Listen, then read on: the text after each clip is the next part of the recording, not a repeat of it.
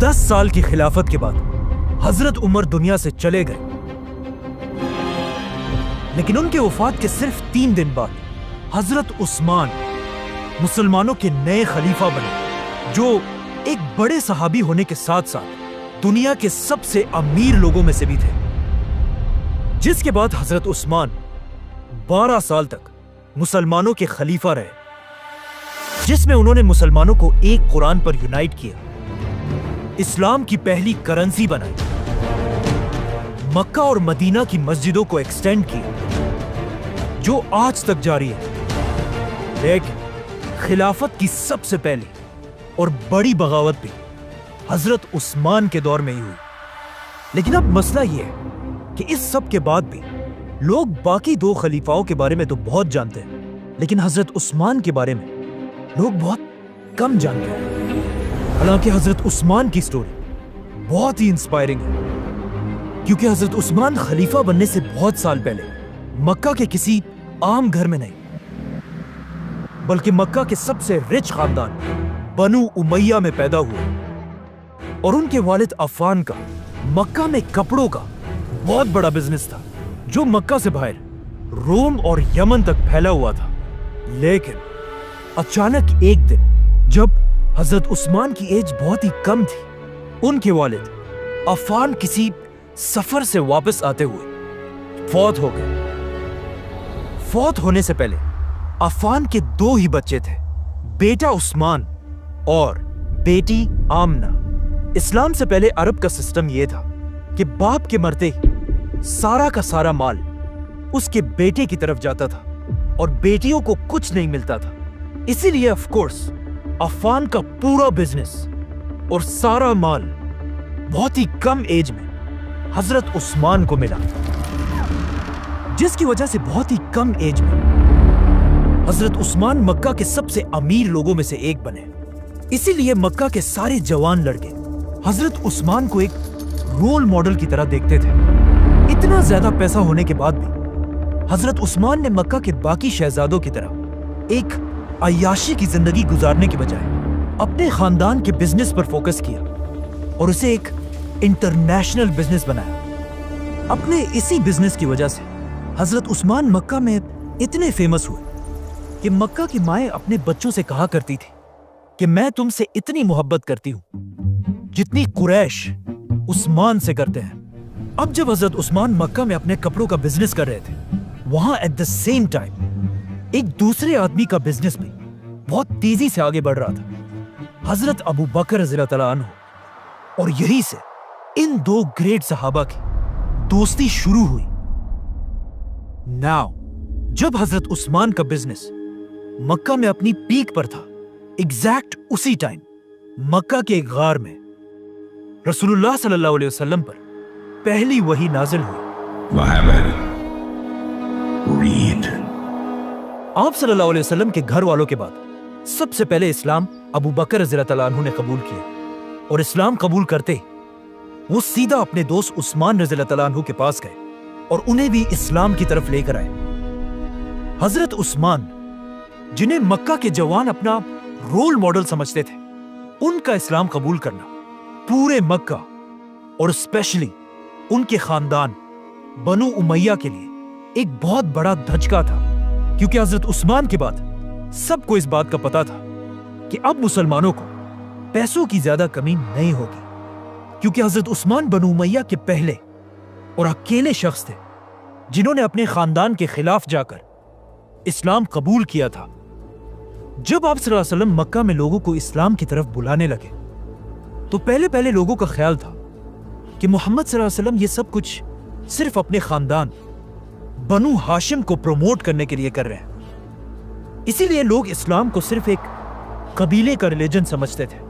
لیکن اچانک ایک دن قرآن کی ایک سورت نازل ہوئی، سورہ مسد، جس میں اللہ نے مکہ کے سارے لوگوں کو چھوڑ کر آپ صلی اللہ علیہ وسلم کے چچا ابو لہب اور اس کی بیوی کے لیے بہت ہی سخت الفاظ یوز کیے، تاکہ ان آیتوں کی وجہ سے سب کو پتا چل جائے کہ اسلام کسی خاندان کے لیے نہیں بلکہ پوری دنیا کے لیے ہے۔ لیکن اب مسئلہ یہ تھا، جس چچا کے بارے میں قرآن کی یہ آیات نازل ہوئی تھی उसी के 2 बेटों के साथ आप सल्लल्लाहु अलैहि वसल्लम की 2 बेटियों का निकाह हो चुका था। तो अब जब इन आयात का आप सल्लल्लाहु अलैहि वसल्लम के चाचा अबू लहब और उसकी बीवी को पता चला तो उन्हें बहुत गुस्सा आया और उन्होंने आप सल्लल्लाहु अलैहि वसल्लम से बदला लेने के लिए अपने बेटों को हुक्म दिया कि वो आप सल्लल्लाहु अलैहि वसल्लम की बेटियों को तलाक दे दें। अब जब हजरत उस्मान रज़ियल्लाहु तआला अन्हु ने यह देखा कि सिर्फ आप सल्लल्लाहु अलैहि वसल्लम को कमजोर करने के लिए उनकी बेटियों को तलाक दिया गया, तो वो सीधा आप सल्लल्लाहु अलैहि वसल्लम के पास पहुंचे और उनसे उनकी बेटी रुकैया का हाथ मांगा। इस तरह हजरत उस्मान रज़ियल्लाहु तआला अन्हु आप सल्लल्लाहु अलैहि वसल्लम के बहुत ही करीब हो गए। ये देखकर उनका खानदान बनु उमैया आखिर और बर्दाश्त नहीं कर सका, क्योंकि ये बनु उमैया के लिए एक बहुत बड़ी बेइज्जती थी। तो अब बिल्कुल बाकी मुसलमानों की तरह बनु उमैया भी हजरत उस्मान जैसे पावरफुल इंसान पर जुल्म करने लगे। कहा जाता है कि उनके एक चचा हकम उन्हें रस्सियों से बांधकर मारा करते थे और उनका पूरा खानदान उन्हें इस्लाम छोड़ने का कहता रहता था। लेकिन हजरत उस्मान इस सब के बाद भी अपने खानदान के खिलाफ जाकर आप सल्लल्लाहु अलैहि वसल्लम के साथ खड़े रहे। इसके कुछ ही अरसे बाद मक्का में आखिर एक ऐसा टाइम आया कि अब कुछ मुसलमान अब और यहां नहीं रह सकते थे, क्योंकि अब मक्का वालों ने मक्का के 2 मुसलमानों को शहीद कर दिया था। तो रसूलुल्लाह सल्लल्लाहु अलैहि वसल्लम ने इन मुसलमानों को हुक्म दिया कि वो अरब को छोड़कर हबशा की तरफ हिजरत करें, जहां एक नेक बादशाह उनकी जरूर मदद करेगा। आप सल्लल्लाहु अलैहि वसल्लम के इस हुक्म के बाद हजरत उस्मान अपनी बीवी रुकैया और कुछ और मुसलमानों के साथ अरब को छोड़कर इथियोपिया मतलब हबशा की तरफ चले गए और वहां जाकर अगेन हजरत उस्मान ने अपनी बिजनेस की नॉलेज को यूज करके एक नया बिजनेस स्टैब्लिश किया। अब जब हजरत उस्मान यहां हबशा में थे, वहां मक्का वालों ने आप सल्लल्लाहु अलैहि वसल्लम और उनके खानदान का बायकॉट करके उन पर बहुत जुल्म किया। लेकिन हजरत उस्मान मक्का से बहुत दूर होने की वजह से आप सल्लल्लाहु अलैहि वसल्लम की मदद नहीं कर सके। 4 साल हबशा में गुजारने के बाद अचानक हबशा में एक अफवाह फैली कि मक्का के सारे लोग इस्लाम कबूल कर चुके हैं। ये सुनकर हजरत उस्मान और बाकी मुसलमान हबशा छोड़कर वापस मक्का की तरफ आए। लेकिन यहां आकर उन्होंने देखा कि ये सब कुछ बिल्कुल झूठ था। लेकिन अब मक्का से वापस हबशा जाने के बजाय रसूलुल्लाह सल्लल्लाहु अलैहि वसल्लम ने मुसलमानों को मदीना की तरफ हिजरत करने का हुक्म दिया। अब मदीना मक्का से बिल्कुल ऑपोजिट एक बहुत ही गरीब इलाका था और वहां पर मुसलमानों के हालात इतने खराब थे कि उन्हें पीने के लिए पानी भी अवेलेबल नहीं था।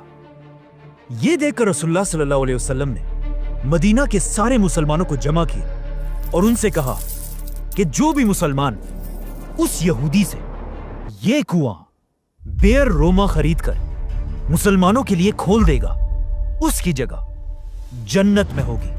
अब मदीना में ऑफ कोर्स कोई भी ऐसा नहीं था जो इतने सख्त हालात में इस कुएं को अफोर्ड कर सकता हो।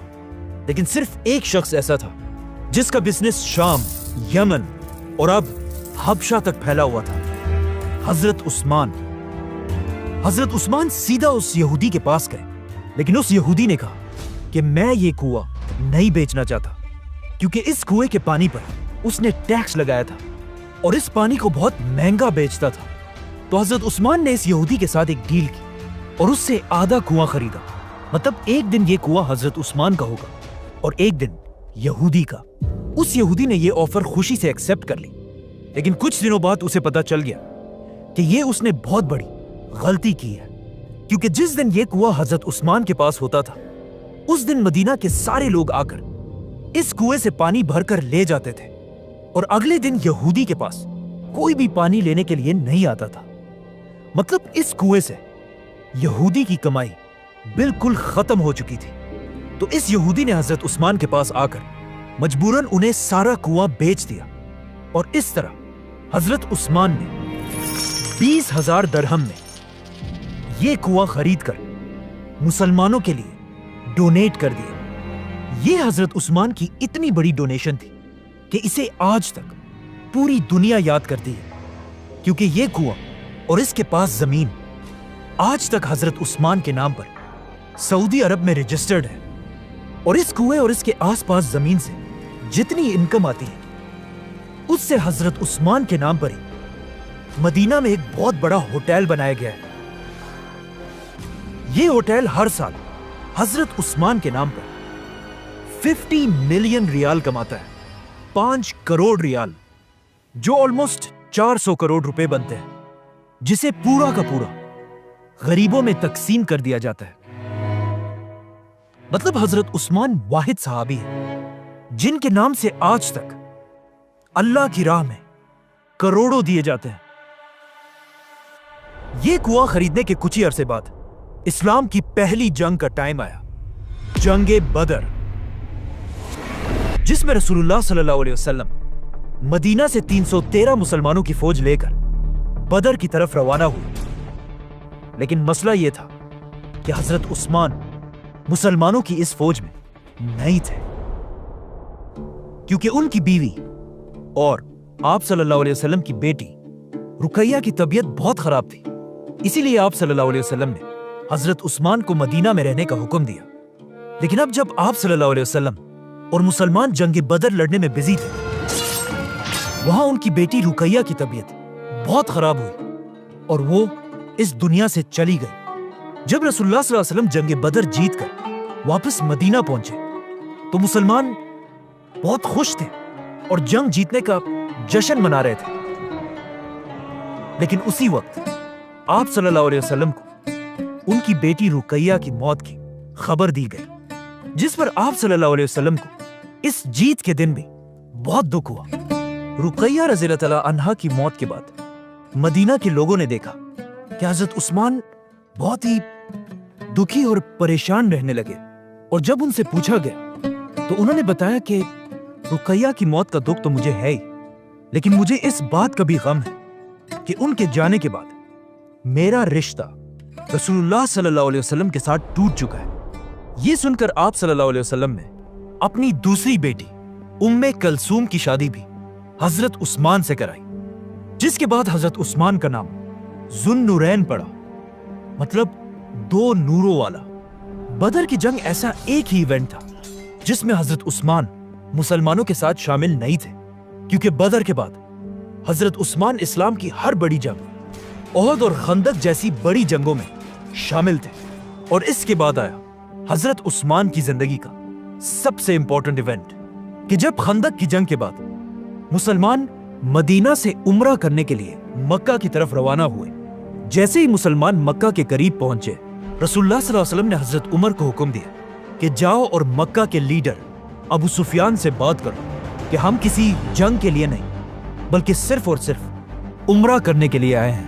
یہ سن کر حضرت عمر نے آپ صلی اللہ علیہ وسلم سے کہا کہ میرا خاندان مکہ میں اتنا سٹرونگ نہیں ہے کہ وہ میری حفاظت کر سکے، آپ میری جگہ عثمان رضی اللہ تعالیٰ عنہ کو بھیجیں، کیونکہ ان کا خاندان بنو امیہ ہے جن سے اس وقت مکہ میں کوئی بھی طاقتور نہیں ہے۔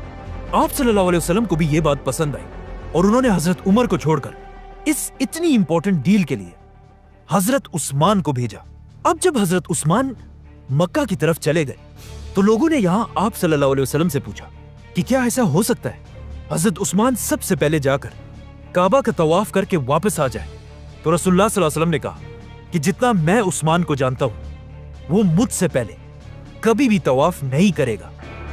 جیسے ہی حضرت عثمان مکہ پہنچے، وہاں ایگزیکٹلی ایسا ہی ہوا۔ مکہ والوں نے حضرت عثمان سے کہا کہ آپ باقی مسلمانوں کو چھوڑیں، آپ بڑے خاندان سے ہیں اور خود کعبہ کا طواف کر کے واپس چلے جائیں۔ لیکن حضرت عثمان نے انہیں کہا کہ میں کبھی بھی آپ صلی اللہ علیہ وسلم سے پہلے طواف نہیں کروں گا۔ اب مکہ والے مسلمانوں کو بس تکلیف دینے کے لیے حضرت عثمان کے ساتھ اس ڈیل کو ڈیلے کرنے لگے، جس کی وجہ سے حضرت عثمان کئی دن تک مکہ میں ہی رہے۔ اچانک وہاں مسلمانوں کے کیمپ میں یہ افواہ پھیلی کہ مکہ والوں نے رسول اللہ صلی اللہ علیہ وسلم کے میسنجر عثمان کو شہید کر دیا ہے، اور یہ آپ صلی اللہ علیہ وسلم کی ایسی توہین تھی جسے ایکسپٹ کرنا امپاسبل تھا۔ اب تک مسلمان کسی جنگ کے لیے تو نہیں آئے تھے، لیکن مکہ والوں کی اس حرکت کے بعد آپ صلی اللہ علیہ وسلم نے اپنی اسٹریٹجی بدل دی اور مسلمانوں سے ایک درخت کے نیچے بیعت لینا شروع کی کہ ہم اپنے خون کے آخری قطرے تک حضرت عثمان کے بدلے کے لیے مکہ والوں سے لڑیں گے۔ जिसके बाद सारे मुसलमानों ने आकर रसूलुल्लाह सल्लल्लाहु अलैहि वसल्लम के हाथ पर बैत की और हजरत उस्मान रज़ियल्लाहु तआला अन्हु की तरफ से आप सल्लल्लाहु अलैहि वसल्लम ने एक हाथ दूसरे हाथ पर रखकर उनकी तरफ से भी बैत की। मतलब मुसलमानों की पूरी फौज हजरत उस्मान के लिए अपनी जान देने के लिए तैयार थे। लेकिन यह जंग कभी हुई नहीं, क्योंकि ये एक झूठी अफवाह थी और हजरत उस्मान बिल्कुल सही सलामत वापस आकर मुसलमानों के साथ शामिल हुए। इस बैत को बैतुर रिजवान कहा जाता है और ये इतनी इंपॉर्टेंट बैत थी कि जिस दरख्त के नीचे मुसलमानों ने बैत की थी उस दरख्त का जिक्र कुरान में भी हुआ है। अब यहां पर एक बहुत ही इंटरेस्टिंग बात है कि इस सब से बहुत साल बाद हजरत उमर की खिलाफत में जब भी मुसलमान हज करने आते थे वो इस दरख्त के पास जाकर भी हाजिरी लगाते थे, जो एक ऐसा काम था जिसका इस्लाम में कोई जिक्र नहीं है। और हजरत उमर नहीं चाहते थे कि मुसलमान इस्लाम में नए नए रिवाज बनाए, तो हजरत उमर ने अपनी खिलाफत में हुक्म दिया कि इस दरख्त को काट दिया जाए। इसीलिए आज तक किसी को नहीं पता कि वो दरख्त आखिर कहां पर था। इसके बाद हजरत उस्मान की मदीना में इतनी अहमियत थी कि एक दिन रसूलुल्लाह सल्लल्लाहु अलैहि वसल्लम किसी छोटी जंग पर मदीना से कहीं दूर चले गए और जाने से पहले उन्होंने अपनी जगह मदीना का लीडर हजरत उस्मान को बनाया। इसके बाद इस्लाम के हर इवेंट में हजरत उस्मान आप सल्लल्लाहु अलैहि वसल्लम के करीबी साथी रहे।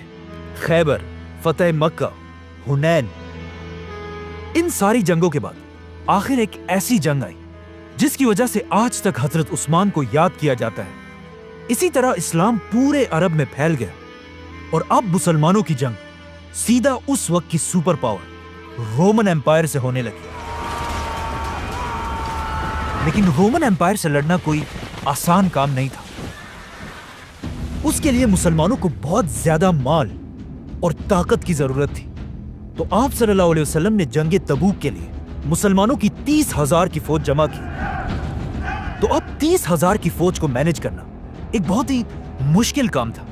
इसीलिए रसूलुल्लाह सल्लल्लाहु अलैहि वसल्लम ने पूरी मुसलमान उम्मत से अपील की कि जिससे जितना हो सके इस फौज की मदद के लिए खर्च करे, और जो भी इस फौज की अपने माल से मदद करेगा इसके बदले में उसे जन्नत मिलेगी। ये सुनकर हजरत अबू बकर ने अपने घर का सारा सामान लाकर डोनेट कर दिया। हजरत उमर ने अपने घर का आधा सामान, मुसलमान औरतों ने अपने जेवर, और इवन एक गरीब साहबी ऐसे भी थे जिन्होंने कुछ खजूर लाकर आप सल्लल्लाहु अलैहि वसल्लम के सामने पेश किए, जिससे ऑफ कोर्स मुसलमानों की फौज को फायदा तो हुआ।